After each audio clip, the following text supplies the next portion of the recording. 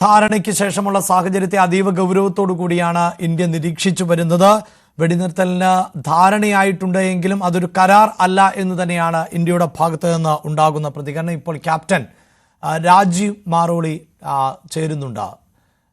Captain Rajeev, ഇന്ത്യയും പാകിസ്ഥാനും തമ്മിൽ നിലനിന്നിരുന്ന സംഘർഷം അയഞ്ഞിരിക്കുന്നു. വെടിനിർത്തൽ ധാരണയായിട്ടുണ്ട്, പക്ഷേ അതൊരു കരാറിലേക്ക് എത്തുന്നില്ല. നാളെ നടക്കാൻ പോകുന്ന DGMOമാരുടെ മീറ്റിംഗ് അത് എത്രത്തോളം പ്രധാനപ്പെട്ടതാണ്? നാളത്തെ മീറ്റിംഗ് വളരെ പ്രധാനപ്പെട്ടതാണെന്ന് നാം പറയാതെ തന്നെ നമുക്ക് മനസ്സിലാക്കാവുന്നതാണല്ലോ. അവിടെയാണ് തീരുമാനങ്ങൾ ഉണ്ടാവുന്നത്. ഈ വെടിനിർത്തൽ താൽക്കാലികമാണ്. അതൊരു കരാറിലേക്ക് കടക്കുമോ ഇല്ലയോ എന്നുള്ളതിന് പല നിബന്ധനകളും രണ്ടു വശത്തുനിന്നും ഉണ്ടാവും. പ്രത്യേകിച്ച് നമുക്ക് ആവശ്യം ഗ്യാരണ്ടികളാണ്. ഗ്യാരണ്ടി തന്നെ പാകിസ്ഥാന്റേതാവുമ്പോൾ അധികം വിശ്വസിക്കാൻ കൊള്ളില്ല എന്നുള്ളത് പ്രേക്ഷകർക്ക് അറിയാവുന്ന കാര്യം തന്നെയാണ്. എന്നിരുന്നാലും തൽക്കാലം ഒരു കരാറിലേക്ക് കടക്കണമെങ്കിൽ പല കടമ്പകളും അതിൽ മുന്നേ കടക്കാനുണ്ട്. നമുക്ക് പാകിസ്ഥാനിൽ ആരാണ് ഹൂ കോൾസ് ദ ഷോട്ട് എന്ന് വെച്ചാൽ അവിടെ ആരാണ് ഇൻചാർജ് എന്നുള്ളതിനെ കുറിച്ച് ഇപ്പോഴും വ്യക്തമല്ല. അവിടെ പ്രൈം മിനിസ്റ്റർ ഉണ്ട്, പ്രസിഡന്റ് ഉണ്ട്, ഒരു ആർമി ജനറൽ ഉണ്ട്, ISIയുടെ ചീഫ് ഉണ്ട്. ഈ 4 പേരിൽ ആരാണ് തീരുമാനിക്കുന്നത്, ആരോട് സംസാരിക്കണം എന്നുള്ളതിനെ കുറിച്ച് ഒരു വ്യക്തത ആർക്കും തന്നെ ഇല്ല. അപ്പൊ അങ്ങനെയുള്ള ഒരു റോഗ് നേഷനാണ് പാകിസ്ഥാൻ.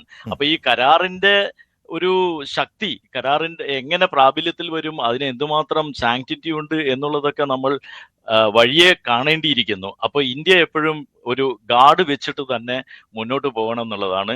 അപ്പൊ ചോദിച്ചതിന്റെ ഉത്തരം എന്തുമാത്രം പ്രാധാന്യം ഉണ്ടെന്ന് ചോദിച്ചു കഴിഞ്ഞാൽ നാളത്തെ കരാറിന് ഒരു മിതമായ പ്രാധാന്യമേ ഉള്ളൂ. കാരണം അപ്പോഴും ഇതിൽ ഞാൻ അങ്ങനെ ഒരു ചോദ്യം ഉന്നയിക്കാൻ കാരണം കേന്ദ്ര സർക്കാർ ചില നിലപാടുകൾ സ്വീകരിച്ചിട്ടുണ്ട് എന്നാണ് മനസ്സിലാക്കാൻ സാധിക്കുന്നത്. അതായത് ഇനി പാകിസ്ഥാന്റെ ഭാഗത്ത് നിന്ന് ഏതെങ്കിലും തരത്തിൽ പ്രകോപനമുണ്ടായാൽ, അതോടൊപ്പം തന്നെ ഭീകര പ്രവർത്തനങ്ങൾ ഉണ്ടായാൽ അതിനെ യുദ്ധസമാനമായ ഒരു സാഹചര്യത്തിൽ അങ്ങനെ പശ്ചാത്തലത്തിൽ കാണുമെന്നും, ഇപ്പോൾ ഈ പഹൽഗാം ഉണ്ടായതിനു ശേഷം ഏതാണ്ട് 14 ദിവസങ്ങൾക്ക് ശേഷമാണ് ഇന്ത്യ ഒരു സൈനികമായി തിരിച്ചടി നൽകിയത്. പക്ഷേ ഇനി അങ്ങനെ ആയിരിക്കില്ല, വളരെ പെട്ടെന്ന് ഇന്ത്യ തിരിച്ചടിക്കും എന്ന ഒരു തീരുമാനത്തിലേക്കൊക്കെ എത്തിയിട്ടുണ്ട് എന്നാണ് മനസ്സിലാക്കാൻ സാധിക്കുന്നത്. അവിടെയാണല്ലോ ഈ DGMOമാരുടെ കൂടിക്കാഴ്ച. ആ കൂടിക്കാഴ്ചയിൽ അല്ലെങ്കിൽ ഹോട്ട്ലൈനിലൂടെയുള്ള സംഭാഷണത്തിൽ വളരെ കൃത്യമായി ഇത്തരം ധാരണകൾ ഉണ്ടായേക്കാം എന്ന് വിലയിരുത്തപ്പെടുന്നുണ്ട്. ഉണ്ട്. അതിന് ഒരു പ്രത്യേക കാരണം. ഇത് നമ്മൾ വിലയിരുത്തുമ്പോൾ ആദ്യം ഈ യുദ്ധത്തിന്റെ ഒരു ഘടനയുണ്ട്. The phase of the battle for war atmosphere has got certain phases എന്ന് പറയും. ഈ ഘടന എന്ന് വെച്ചാൽ ആദ്യം എന്തെങ്കിലും ഒരു ട്രിഗർ, നമ്മുടെ ഈ ടെററിസ്റ്റിനെ കൊന്നതുപോലെ, ഞാനിത് വേറൊരു ചർച്ചയിൽ പറഞ്ഞ കാര്യം തന്നെയാണ്, എങ്കിലും റിപ്പീറ്റ് ചെയ്യാം. അപ്പോ അതൊന്ന്. അത് കഴിഞ്ഞാൽ ഒരു ഫേസ് ഉണ്ട്, ഡിപ്ലോമസി, നെഗോസിയേഷൻ, അൺഫ്രണ്ട്ലി ആക്ട്സ്. അപ്പൊ ആ ഒരു 10-15 ദിവസം കൊണ്ടാണ് തീരുമാനങ്ങളിലേക്ക് എത്തേണ്ടത്, യുദ്ധമാവുമോ അല്ലയോ എന്നുള്ളത്. ആ അൺഫ്രണ്ട്ലി ആക്ഷൻസ് ആണ് നമ്മൾ വിസ നിർത്തലാക്കുന്നതും ഡിപ്പോർട്ട് ചെയ്യുന്നത്, ആൾക്കാരെ നാഷണൽസിനെ തിരിച്ചുവിടുന്നത്, ഫ്ലൈറ്റ്സ് റദ്ദാക്കുന്നു, കച്ചവടം നിലയ്ക്ക് എന്നുള്ള കാര്യങ്ങൾ. ആ ഒരു 10-15 ദിവസത്തിൽ തീരുമാനം ഫേവറബിൾ അല്ലാത്തത് കൊണ്ടാണ് നമ്മൾ അറ്റാക്ക് ചെയ്ത് ബ്രേക്ക് ഔട്ട് ഓഫ് വാർ എന്ന് പറയുന്ന ഒരു സംഭവത്തിലേക്ക് നമ്മളെ നയിച്ചത്. അപ്പോൾ ഈ ഒരു ഘടന മനസ്സിലാക്കിയാൽ ഇപ്പൊ ഇന്ത്യ ഉദ്ദേശിക്കുന്നത് എന്താന്ന് പറഞ്ഞാൽ, ഇനി ഒരു അറ്റാക്ക് ഇതുപോലെ ഉണ്ടാവുകയാണെങ്കിൽ ഈ ഫേസ് നമ്മൾ പറഞ്ഞ അൺഫ്രണ്ട്ലി ആക്ട്സ്, ചർച്ച, അതൊന്നും ഉണ്ടാവില്ല. Directly we will go for a war എന്നുള്ളതാണ്. എന്ന് വെച്ചാൽ അതൊരു യുദ്ധമായിട്ട് തന്നെ നമ്മൾ കരുതും, നേരിട്ട് നമ്മൾ അറ്റാക്ക് ചെയ്യും എന്നുള്ളതാണ് ഇതിനെക്കുറിച്ച് ഉദ്ദേശിക്കുന്നത്. അപ്പൊ ആ സാഹചര്യത്തിൽ ഈ ബാക്ക്ഗ്രൗണ്ടോടുകൂടി നമ്മൾ കാണുമ്പോൾ നാളെ ഉണ്ടാവാൻ പോകുന്ന ചർച്ച വളരെ പ്രാധാന്യമുള്ളതാണ്. ചർച്ചയുടെ റിസൾട്ടിന്റെ പ്രാബല്യം, അതിന്റെ സാങ്ക്ടിറ്റി, അത് വേറെ വിഷയം. പക്ഷേ ഈ ഒരു കാര്യമാണ് പ്രധാനമായിട്ടും നാളെ ചർച്ചയ്ക്ക് വരിക എന്നുള്ളതാണ് എൻ്റെ വിശ്വാസം. കാരണം ഈ ചർച്ചയിൽ ഇതൊരു തീരുമാനം ആയേ മതിയാവൂ. ഇടയ്ക്കിടെ 2 വർഷം കൂടുമ്പോൾ 3 വർഷം കൂടുമ്പോൾ അവർക്ക് തോന്നുമ്പോൾ കയറി എന്തെങ്കിലും ചെയ്യാം. അത് കഴിഞ്ഞ് നമ്മൾ ഈ ഫുൾ പ്രോസസ്സ് വീണ്ടും പോകണം എന്ന് പറയുന്നത് സ്വീകാര്യമല്ല. ഇനി ഉണ്ടായാൽ നേരിട്ട് യുദ്ധമാവും എന്നുള്ളത് ഈ 2 DGMOമാർ തമ്മിൽ ചർച്ച ചെയ്ത് പരിഹാരം കാണും, തീരുമാനം എത്തും എന്നുള്ളതാണ് എൻ്റെ വിശ്വാസം. അപ്പോൾ അത്രത്തോളം പ്രാധാന്യം അതിന് തീർച്ചയായും ഉണ്ട്. ഒപ്പം കഴിഞ്ഞ ദിവസം നമ്മൾ കണ്ടതാണ് പാകിസ്ഥാനുമായി ഒരു വെടിനിർത്തൽ ധാരണയിലേക്ക് എത്തി എന്നുള്ളത്. അത് ആദ്യം ഡൊണാൾഡ് ട്രംപ് ട്വീറ്റിലൂടെ അറിയിക്കുന്നു, പിന്നീട് ഇന്ത്യ തന്നെ വാർത്താ സമ്മേളനത്തിലൂടെ ഇക്കാര്യം അറിയിക്കുന്നു. പക്ഷേ രാത്രി 8:30 സാഹചര്യം മാറുന്നു. അത് തന്നെ വലിയ ആശയക്കുഴപ്പമൊക്കെ സൃഷ്ടിച്ചിരുന്നല്ലോ. താങ്കൾക്ക് എന്താണ് മനസ്സിലാക്കാൻ സാധിക്കുന്നത്? എന്തായാലും പാക് സൈന്യത്തിന്റെ ഭാഗത്ത് നിന്ന് തന്നെയാണ് അത്തരം ഒരു ആക്രമണം ഉണ്ടായത് എന്നതിൽ തർക്കമില്ല. കാരണം ശ്രീനഗറിലേക്ക് ആക്രമണം ഉണ്ടാകുന്നു, പൂഞ്ച്, രജൌരി പോലെയുള്ള മേഖലകളിൽ ആക്രമണം ഉണ്ടായി. പഞ്ചാബിന്റെ ചില ഭാഗങ്ങളിൽ ആക്രമണം ഉണ്ടാകുന്നു, ഗുജറാത്തിലേക്ക് ആക്രമണം ഉണ്ടാകുന്നു. ഇതൊന്നും സൈന്യത്തിന്റെ അറിവോടെ അല്ലാതെ വരില്ല. ഈ പാകിസ്ഥാൻ സൈന്യത്തിൽ തന്നെ ആശയക്കുഴപ്പം ഉണ്ടോ?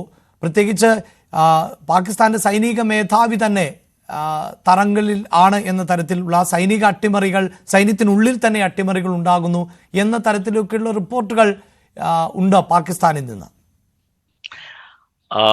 പാകിസ്ഥാനിലെ സൈന്യ തലവൻ തടങ്കലിലാണെന്നൊക്കെയുള്ള റിപ്പോർട്ട്, അതൊന്നും വെരിഫൈഡ് റിപ്പോർട്ടല്ല. നമ്മൾ അതിനെക്കുറിച്ച് കൂടുതൽ നമ്മൾ വില കൽപ്പിക്കേണ്ടതില്ല. പക്ഷേ ഒരു കാര്യം സ്പഷ്ടമാണ്, പാകിസ്ഥാൻ സൈന്യത്തിൽ 2 പ്രബലമായ ഗ്രൂപ്പുകളുണ്ട്. അതൊന്ന് ഇപ്പോഴത്തെ അസിം മുനീർ ഗ്രൂപ്പ്, മറ്റൊന്ന് നേരത്തെ ഉണ്ടായിരുന്ന ബാജ്വ ഗ്രൂപ്പ്, ജനറൽ ബാജ്വയുടെ ഗ്രൂപ്പ്. അവിടെ ഇപ്പോൾ അസിം മുനീർ ചീഫായത് നമ്മുടെ ജനറൽ ഷംഷാദ് എന്ന് പറയുന്ന ISI ചീഫിനെ സൂപ്പർസീഡ് ചെയ്തുകൊണ്ട് ആയ ഒരു ആർമി ചീഫാണ് ഇപ്പോഴുള്ളത്. ഈ ഗ്രൂപ്പ് പാകിസ്ഥാൻ സേനയ്ക്കകത്ത് 2 പ്രകടമായ ചേരിതിരിവുകളുണ്ട്. അത് ഒരു ആർമിയെ സംബന്ധിച്ചിടത്തോളം ഏറ്റവും അപകടകരമായ ഒരു അവസ്ഥയാണ്. അപ്പോ ഇന്നലെ നടന്ന വെടിനിർത്തൽ ലംഘനത്തിൽ ഞാൻ കാണുന്നത്, ഒരു ഗ്രൂപ്പ് മറ്റേ ഗ്രൂപ്പിന് ഒരു സന്ദേശം നൽകാനായിട്ട്, അതായത് ഞങ്ങൾ കേമന്മാര്, ഞങ്ങൾ തീരുമാനിക്കും, നിങ്ങൾ ആരാ എന്നുള്ള രീതിയിൽ ഒരു ഗ്രൂപ്പ് മറ്റു ഗ്രൂപ്പിന് സന്ദേശം നൽകാൻ വേണ്ടി മുതിർന്നതാണ് എന്ന ഒരു സംശയം നിലനിൽക്കുന്നുണ്ട്. അപ്പോ അതിന് നമ്മളൊരു ഇരയായി എന്ന് മാത്രം കാണാനാണ് ഇപ്പൊ തൽക്കാലം എനിക്ക് തോന്നുന്നത്. കാരണം പിന്നീട് അത് സോൾവ് ആയി, അവർ തമ്മിൽ ഓക്കെ, ഞങ്ങൾ കാണിച്ചു, ഇനിയിപ്പോ ഏതായാലും ശരി എന്നുള്ള രീതിയിലേക്ക് മാറി എന്നുള്ള വിശ്വാസത്തിലാണ്. അപ്പൊ ഇനി ഈ വെടിനിർത്തൽ മുന്നോട്ട് പോകും എന്നുള്ളത് തന്നെ ചർച്ച കഴിയുന്നത് വരെ. പക്ഷേ എന്നിരുന്നാലും പാകിസ്ഥാന്റെ വെടിനിർത്തലാണ്, അതിന് എന്തുമാത്രം നമ്മൾ വില കൽപ്പിക്കണം എന്നുള്ള വേറെ ഒരു വിഷയം എന്നും ഉള്ളതാണ്. അപ്പോ ഈ ചേരിതിരിവ് പാകിസ്ഥാൻ ആർമിക്ക് ഉള്ളിലുള്ളതാണ്. ആ സംശയം നിലനിൽക്കുന്നത് കൊണ്ട് തന്നെ ആയിരിക്കുമല്ലോ ഇപ്പോൾ വെടിനിർത്തൽ പ്രാബല്യത്തിൽ വന്നുവെങ്കിലും നമ്മുടെ അതിർത്തി മേഖലകളിൽ ആ ജാഗ്രത തുടരുക തന്നെയാണ്. പ്രത്യേകിച്ച് ഇന്നും റെഡ് അലർട്ടാണ് പല മേഖലകളിലും. ബ്ലാക്ക് ഔട്ട് നിന്ന് പിൻവാങ്ങിയിട്ടുണ്ട് എങ്കിൽ പോലും റെഡ് അലർട്ട് തുടരുന്ന സാഹചര്യം ഉണ്ട്. നമ്മുടെ അതിർത്തി പ്രദേശങ്ങളിലെ വിമാനത്താവളങ്ങളുടെ പ്രവർത്തനങ്ങൾ പഴയതുപോലെ അല്ല, ഇപ്പോഴും പുനരാരംഭിക്കാൻ സാധിച്ചിട്ടില്ല. സർവീസുകളടക്കം നിർത്തിവെച്ചിട്ടുള്ളൊരു പശ്ചാത്തലമാണ് ഇപ്പോഴും ഉള്ളത്. അതെ, ഒരു റോഗ് നേഷൻ ആവുമ്പോൾ നമുക്കൊന്നും പ്രെഡിക്റ്റ് ചെയ്യാൻ പറ്റില്ല. നമ്മുടെ ശക്തി എന്ന് പറയുന്നത് നമ്മളുടെ മുൻകരുതൽ തന്നെയാണ്. ആ ശക്തിയുടെ ബലത്തിലാണ് അവർ പത്തി താഴ്ത്തിയത്. അല്ലെങ്കിൽ അവർ തോന്നിയതുപോലെ ചെയ്യുന്ന ഒരു രാഷ്ട്രമാണത്. അങ്ങനെയുള്ള ഒരു ആർമിയുമാണ്. ആർമിയും ഭരണകൂടവും തമ്മിൽ വലിയൊരു അനുസരണമൊന്നും ആർമിക്ക് ഭരണകൂടത്തിനൊത്തില്ല. അവർ സ്വയം തീരുമാനിക്കും. എന്തിനു പറയണം, ആർമിയുടെ തന്നെ ഫ്രണ്ട് ലൈൻ യൂണിറ്റും അവരുടെ ഹെഡ് ക്വാർട്ടേഴ്സും തമ്മിലും എന്തുമാത്രം ആശയവിനിമയവും അതിന്റെ ഒരു ഹൈറാർക്കി പ്രോട്ടോകോൾ അവർ സ്വീകരിക്കുന്നുണ്ടെന്നത് തന്നെ സംശയാസ്പദമാണ്. ലോക്കൽ കമാൻഡേഴ്സ് ചിലപ്പോൾ തീരുമാനിച്ച് ചില കാര്യങ്ങൾ ചെയ്തെന്നൊക്കെ ഇരിക്കും. അങ്ങനത്തെ ഒരു അവസ്ഥയാണ് പാകിസ്ഥാൻ ആർമിയുടെ. അപ്പൊ നമ്മുടെ മുൻകരുതൽ, നമ്മളുടെ ഗാർഡ് നമുക്ക് ഒരിക്കലും ഇപ്പോ അടുത്ത കാലത്തൊന്നും അത് താഴോട്ടിറക്കാൻ പറ്റിയതല്ല. നമ്മളെപ്പോഴും റെഡ് അലേർട്ട് ഒക്കെ ചിലപ്പോൾ കുറഞ്ഞു നിൽക്കാം ചർച്ചയുടെ പ്രോഗ്രസ് അനുസരിച്ച്. പക്ഷേ നമ്മൾ എപ്പോഴും മുൻകരുതൽ അലേർട്ടായിട്ട് തന്നെ ഇരിക്കുന്നുള്ള കാര്യത്തിൽ സംശയമില്ല.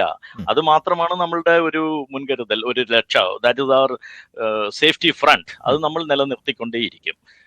ഒപ്പം നിലവിലെ ഈ സാഹചര്യത്തെ, പ്രത്യേകിച്ച് പഹൽഗാം ഭീകരാക്രമണം ഉണ്ടാകുന്നു, അതിനുശേഷം ഇന്ത്യ നയതന്ത്ര തലത്തിലുള്ള ഒരു യുദ്ധമാണ് ആദ്യം പ്രഖ്യാപിച്ചത്. അന്നു മുതൽ എല്ലാവരും ആഗ്രഹിക്കുന്നത് പാകിസ്ഥാന് സൈനികമായി നമ്മൾ ഒരു മറുപടി നൽകണം എന്നുള്ളതായിരുന്നു.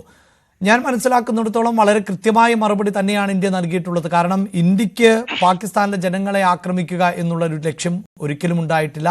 എന്നാൽ പാകിസ്ഥാനിലെ തീവ്രവാദ കേന്ദ്രങ്ങളെ തകർത്ത് തരിപ്പണമാക്കാൻ നമുക്ക് സാധിച്ചു. അതിൻ്റെ ദൃശ്യങ്ങളടക്കം പുറത്തു വന്നിട്ടുള്ളതാണ്. പക്ഷേ ഇപ്പോഴും ചില കോണുകളിൽ നിന്നെങ്കിലും ഇങ്ങനെയൊന്നുമല്ല മറുപടി നൽകേണ്ടത്, ഇതല്ല കൊടുക്കേണ്ടത് എന്നൊക്കെയുള്ള വിമർശനങ്ങൾ നിലനിൽക്കുന്നുണ്ട്. ഒരു സൈനികൻ എന്ന നിലയിൽ താങ്കൾ അതിനെ എങ്ങനെയാണ് നോക്കിക്കാണുന്നത്? ഓക്കെ, ഇതിന്റെ ഉത്തരം, ഒരു സൈനികൻ എന്ന നിലയിൽ ചോദിച്ചാൽ സൈനികർക്ക് എപ്പോഴും ഒരു ചോരത്തിളപ്പ് ഉണ്ടാവും, അത് ആവശ്യവുമാണ്. അപ്പോൾ നമ്മൾക്ക് അവരെ തരിശാക്കണം എന്നുള്ള ഒരു ചിന്ത തന്നെയായിരിക്കും.